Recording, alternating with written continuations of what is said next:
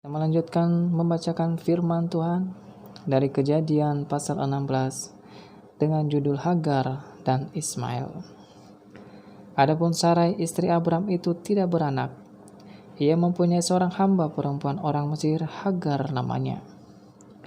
Berkatalah Sarai kepada Abram, "Engkau tahu, Tuhan tidak memberi aku melahirkan anak.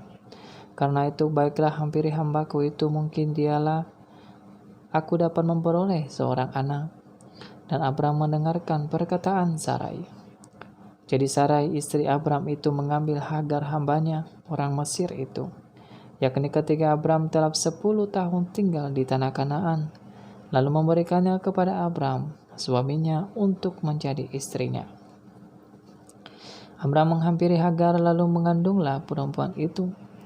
Ketika Hagar tahu bahwa ia mengandung, maka ia memandang rendah dan nyonyanya itu. Lalu berkatalah Sarai kepada Abram, "Penghinaan yang kuderita ini adalah tanggung jawabmu. Akulah yang memberikan hambaku ke pangkuanmu, tapi baru saja ia tahu bahwa ia mengandung, ia memandang rendah akan aku. Tuhan kiranya yang menjadi hakim antara aku dan engkau." Kata Abram kepada Sarai, "Hambamu itu di bawah kekuasaanmu. Perbuatlah kepadanya apa yang kau pandang baik." Lalu Sarai menindai Hagar, sehingga ia lari meninggalkannya.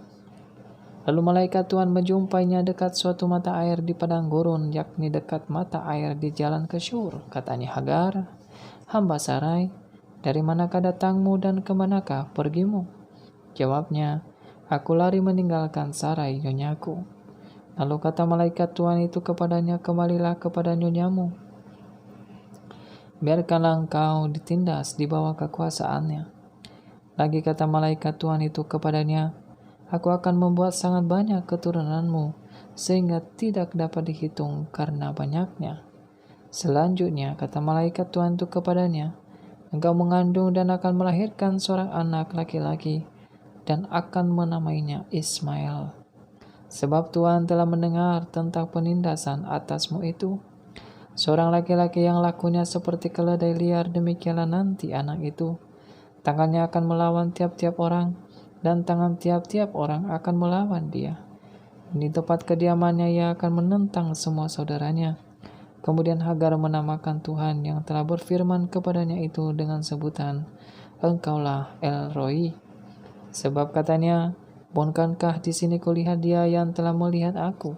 Sebab itu sumur tadi disebutkan orang Sumur Lahairoi, letaknya antara Kades dan Beret. Lalu Hagar melahirkan seorang anak laki-laki bagi Abram, dan Abram menamai anak yang dilahirkan Hagar itu Ismail. Abram berumur 86 tahun ketika Hagar melahirkan Ismail baginya. Demikianlah firman Tuhan pada malam hari ini. Tuhan Yesus memberkati.